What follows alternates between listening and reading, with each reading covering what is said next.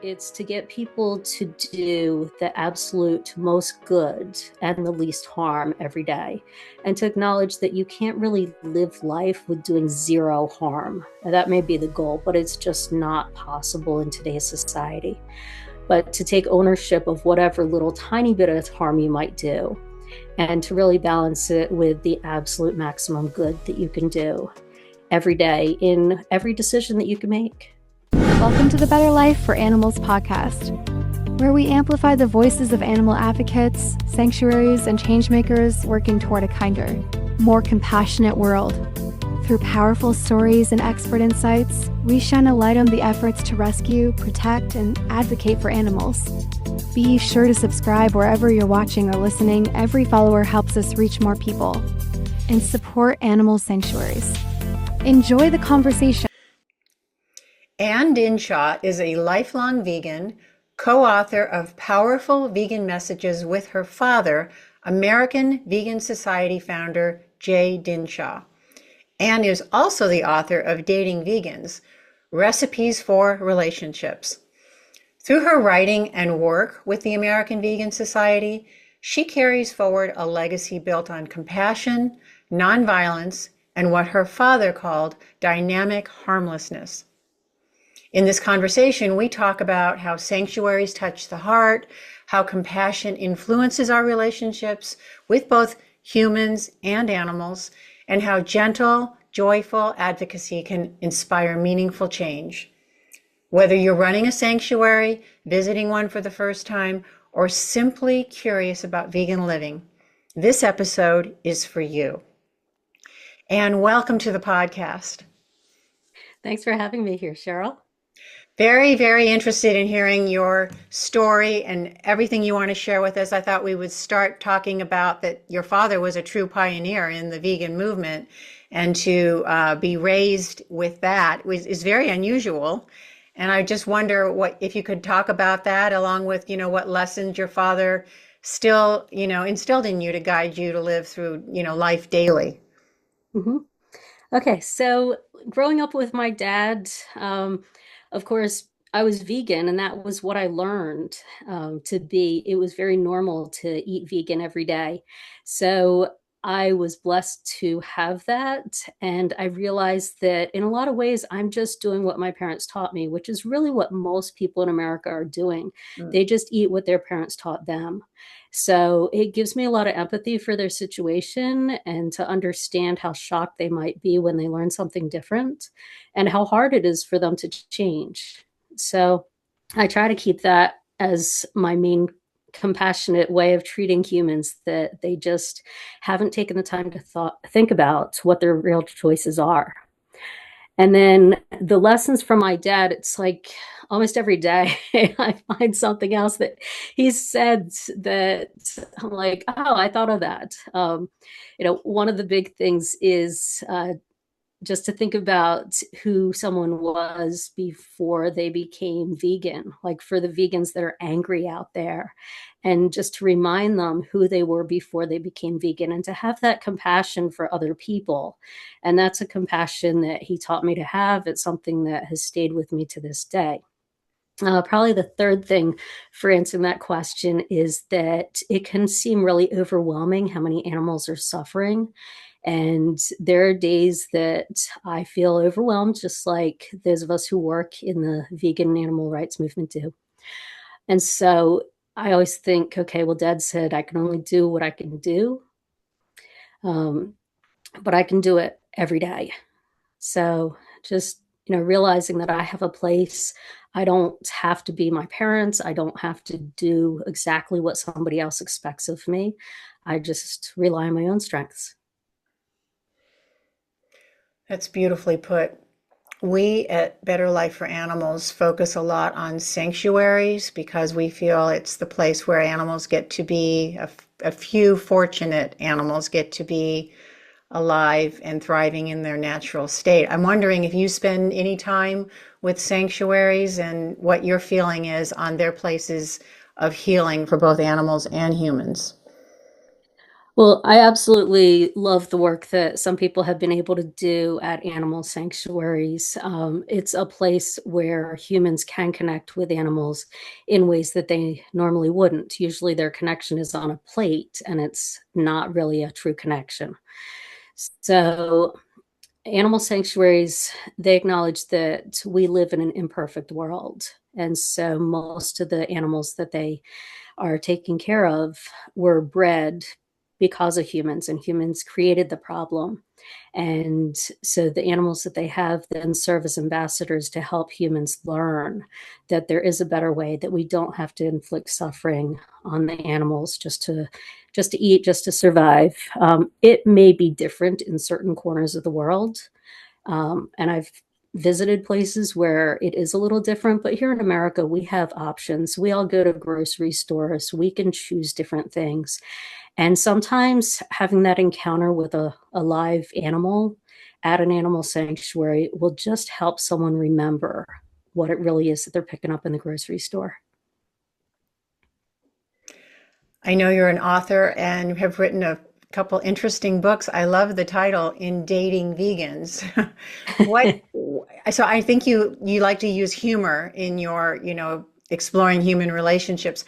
How do you think empathy and laughter, help build bridges between people and animals? Well, I think empathy and laughter go hand in hand with respect, because in every relationship we have to have respect.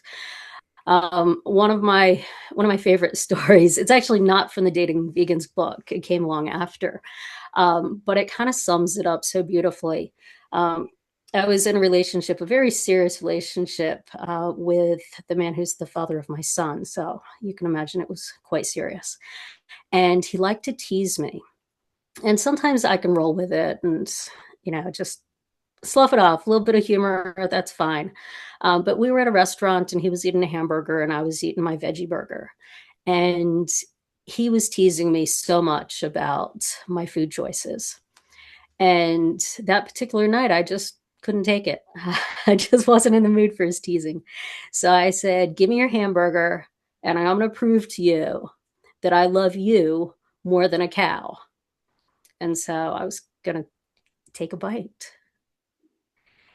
And he looked at me and he said, "Don't you ever do that. Your values are what I admire in you most."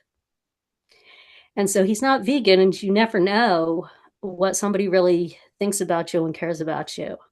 But to know that somebody who teases me actually appreciates my values, I think that's amazing. I think that's amazing. And that happens to a lot of us who are leading this lifestyle, and the people around us may not be participating, but I hear oftentimes, I'm so proud of you. It's so great what you're doing. Hmm. And, there's a part of me that thinks inside, join me, right? Yes. But, we just have to take what we can get. That is a beautiful story. And it's so often that the people who say, "I could never do that," or they give you that pushback, or they tease you about what you're eating, you encounter them a month, a year later, whenever it is, and they go, "Hey, I'm eating mostly vegan now." Like, because they're the ones who are actually starting to think about it. If Right. they feel that urge to say something, even if it's negative to you, it means they're at least thinking, and that's the first step. So we have to applaud that, even if it's hard.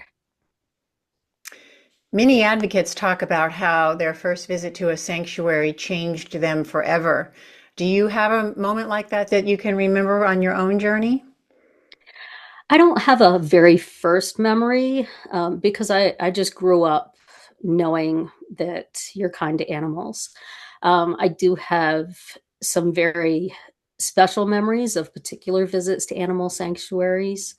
And I have a special animal sanctuary that I really care about called the Cow Sanctuary, which is in South Jersey. And we've spent a lot of Christmases visiting there and taken some great photos that have been used in our publicity because it's so important to understand that the cows that are there are helping people make connections to the cows that they're not eating. And so American Vegan Society first started with my dad going and visiting a slaughterhouse in Philadelphia where cows were being slaughtered. So to be able to have that connection with today's cows really reaffirms what we're doing. I know that your dad absolutely believed in Ahimsa, and I know you do too. I'm wondering if you could share with us what that word means to you with our audience. Yes, well, Ahimsa is getting to be much more widely known than it was back in 1960 when my dad put out a magazine called Ahimsa. Um, Ahimsa basically is translated from Sanskrit, and it means non-harming. And it's a beautiful idea, but when you take it too literally, you could just sit in a cave and do absolutely nothing and be non-harming. So my dad really put the positive action side to it, and he called it dynamic harmlessness, which is basically a synonym for ahimsa. But it's to get people to do the absolute most good and the least harm every day, and to acknowledge that you can't really live life with doing zero harm. That may be the goal, but it's just not possible in today's society. But to take ownership of whatever little tiny bit of harm you might do and to really balance it with the absolute maximum good that you can do every day in every decision that you can make. I understand that you have worked with some elite athletes as well. Yes, I've been very fortunate to have a career as a rowing coach. And I really should back up a little bit and say when I was 17, I got tired of stuffing envelopes for the vegan movement because that's what we did a lot of back then. Everything was cut and paste with like actual scissors and paste and, licking envelopes. So when I was 17, I went off to college because I had to be a rebel. And if I was going to go to college, I was going to go really far away. So I went to the University of Notre Dame. And that way I couldn't have surprise visits from my parents. And they couldn't bring me stacks of stacks of papers to fold and stuff into envelopes. Um, and so that's where I really fell in love with the sport of rowing. And so I was very fortunate to make a career out of it.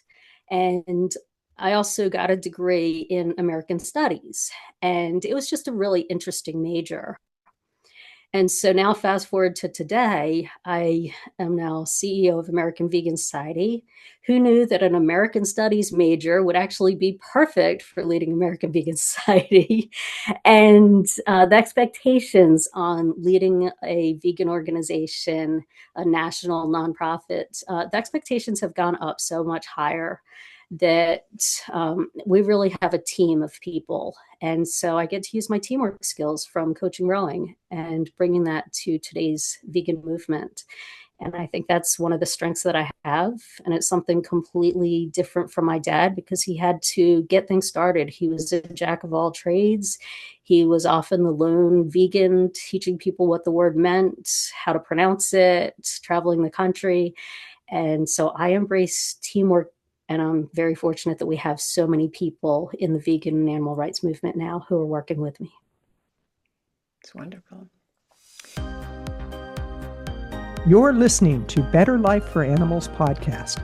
Our mission is to amplify the voices of animal advocates, sanctuaries, and changemakers working toward a kinder, more compassionate world. But we can't do it alone. We need your help. First of all, go ahead and subscribe to this channel wherever you're watching or listening. And then get involved by visiting betterlifeforanimals.com. That's betterlifeforanimals.com. Be sure to check out our blog, learn more about incredible sanctuaries, and explore our book section, where 100% of net proceeds from book sales are donated to sanctuaries. Every action you take helps to make a difference. And remember, subscribe to this channel. And now, back to the show. If you're just joining us, we're speaking with Anne Dinshah, and this is Better Life for Animals. And you have had the privilege of interacting with so many vegan pioneers over the years. I mean, this may be, some of us have joined this movement 20 years ago, 5 years ago, 1 year ago. This has been your life's work. So I'm very interested to hear if you have any stories or lessons from some of the pioneers, in addition to your dad, that you might want to share with us. Well, the picture that comes to mind might be a little surprising. It's actually one of my favorite pictures. It's with Brian Graff, who's one of the people who puts on Vegan Summerfest, Mm. and it's with Helen and Scott Nearing. And so I was 4 years old and I was visiting them in Maine. And it was before we put on the World Vegetarian Congress in Maine that attracted 2,000 people and really put vegetarianism and veganism on the map in the United States. And so this, you would think that this is about vegan, but really it's about they built their own house. And so that was the big impression that it had on me, that they built their house out of stone and they mixed the mortar themselves. And where this comes full circle is that I've now built my own house, and the basement is the same style with a slip form construction and stones. And I built it over the course of 16 years. My friends taught me how to timber frame, so it's timber frame on top. And I don't have a mortgage. And so it has become a springboard to being able to do whatever I want to in life, even if that means that I have to travel more or I get paid less or whatever it is. There was something about visiting the Nearings when I was little that just stuck with me, that I was amazed at how they lived. And they were back then they were vegetarian pioneers, but they were almost vegan. And so they're probably my earliest memories of really meeting pioneers in the movement. And then throughout the years, I've been so fortunate to meet other luminaries and really get to call my dad's friends and have them now be my friends. So people like Victoria Moran and Howard Lyman, they're now my friends. And I really look up to them and I learn a lot from them all the time. Beautiful. Well, for people who are just beginning to explore veganism, how might spending time at a sanctuary awaken their compassion in their daily choices? I think just going to a sanctuary, if someone's not vegan already, I think that's a big step to acknowledge that there's something to learn, something to appreciate in these animals, because sanctuaries definitely tell you that these are animals that were normally destined to be on people's plates. And so the thing to learn when you're visiting a sanctuary, if you're not vegan, is that most people weren't vegan. Most people were not born vegan. And so people have made changes. And whether you make changes overnight because a certain animal looks you in the eye, or you make changes because you learn bit by bit, we want you to succeed. So I often tell people to learn about veganism from at least three sources. And I think an animal sanctuary is one of those sources where you get that connection. But then you also need something else, whether it's a book, a documentary, some recipes, a friend who's vegan, whatever it is that is going to help you along the journey, because you need real life support. And Absolutely. that's what the vegan organizations are here to help you with. Well, what's So, the dating scene like in the vegan world? well, a lot of people think that once they go vegan, they can't date anyone because there's nobody left to date because they've already met all the vegans in their circle. And so again, I go back to think of who you were before you became vegan.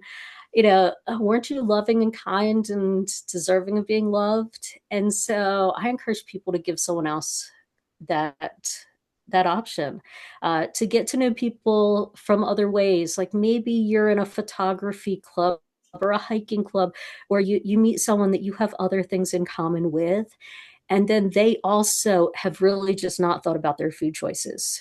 So to treat everybody with respect, to not have vegan be your top criteria.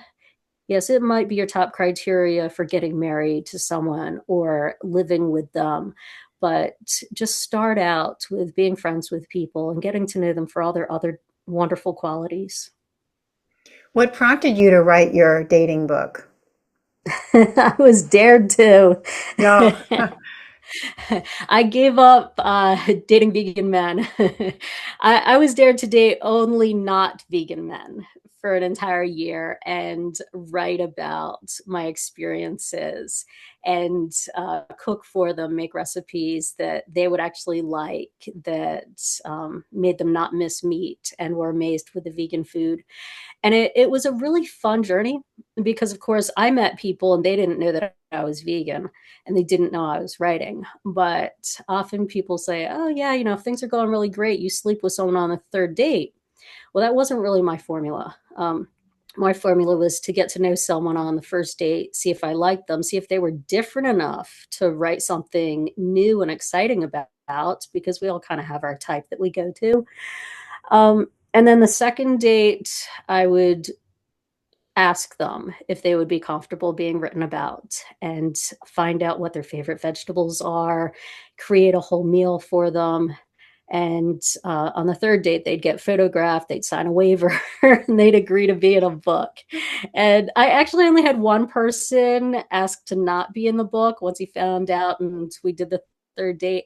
And that was because he was entering a new relationship with someone that he ultimately married. So I totally respected that, and that was cool. So, what did you learn from that year? Uh, well, the learning from that year was that I have a lot of amazing friends who respect me as much as I respect them. And I also learned that I'm really the girl next door. I'm like the one that everybody's friends with. I'm the one that they talk to when they meet the person that they're about to marry and they need advice on how to get along with a woman. Um, yeah, a lot of the men in the book have gone on to marry the next girl they've met and dated just after me. So I think that's more my gift in life, is to help people gain perspective on relationships and tolerance and respect for other people. Well, how does that work? Because so oftentimes, there's very few of us who are actually vegan. And so most of us are, in fact, in relationship with non-vegans. So what do you recommend without straining relationships? How do we hold strong values while staying connected and kind? hmm Well, for that, I really interviewed my friends. So the second part of the book, the whole last section, is about people who has successfully navigated a long-term relationship where somebody's vegan and somebody's not. Um, whether it was at the time they were interviewed or when they first started their relationship. And they all have different solutions. Like maybe they're both vegan at home, but when they go out, the other person doesn't eat vegan. Um, Sometimes there's one drawer of products that are animals in someone's fridge, but like that's where they stay, is just in one confined place, and they only get one pan to cook in. And it's interesting that the people that have given me some of those suggestions, once they read their own story, they said, well, why am I cooking meat for my husband anymore? Um, I don't need to. I make these delicious vegan meals that he likes, and they just stopped cooking meat for them. Because sometimes we're just in a habit where we think that that's what we have to do. But actually, vegan food is delicious. So, if your partner likes Brussels sprouts and you prefer broccoli, they're both vegan. Make the Brussels sprouts more often.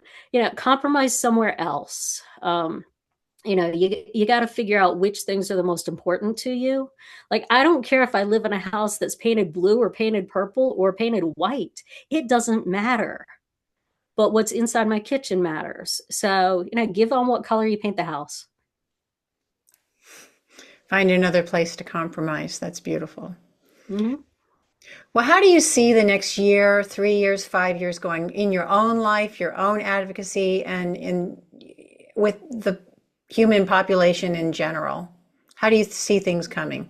Well, that's a big question. I'll try to take it one bite at a time. Um, so this year, So this is now my second year being CEO of American Vegan Society. And so for me personally, I'm doing a lot more speaking, being on podcasts, getting the word out about how it's really not that hard to be vegan anymore. And in fact, it can be fun, it can be attractive. Let's be welcoming to people. So that's my biggest role professionally this year. And I see that continuing to grow in the next 3 to 5 years, is to continue doing more of that. Um, One thought that I wake up with every day is not just to do whatever I can each day, but it's also the fact that there used to be 8 billion land animals being killed worldwide for food when my dad started American Vegan Society. And now that number is over 80 billion. So it's just staggering. So I'm working on networking more, reaching out to other people. There's always something that we can do to help others in the movement, to help them succeed, to help them continue to do the good work that they're doing, because our movement tends to burn out a lot of people. So I think that's another gift that I have, is I saw my dad actually literally burn himself out, and he internalized the suffering of billions of animals. And he died in 2000, which was way too early at age 66. So that's my other mission, is to help the movement to realize that we can have fun. We can do things to nurture ourselves. Personally, I just took up springboard diving again. I hadn't done it since high school. And last week I competed in a 3 meter competition for the first time as an adult. And it went well. So, find something else that challenges you. Find somewhere else where you can shine. I can always learn a new dive. I can always learn a new technique. I can apply that to my work that I do in the vegan movement. And most of us are terrified to speak. It's not easy to speak publicly. But it's also not easy to put on a swimsuit and be on a 3 meter high springboard and launch myself towards the water and ask people to judge me on it. So, one makes the other easier. And I'm not saying you have to do springboard diving, but find somewhere else in your life that is a bit fun, a bit challenging, and really helps you succeed in whatever your goals are. And I think that's kind of a key to success. Was there I another part to agree that with question you. I missed? Well, I just think that you're so right on that, there aren't enough of us.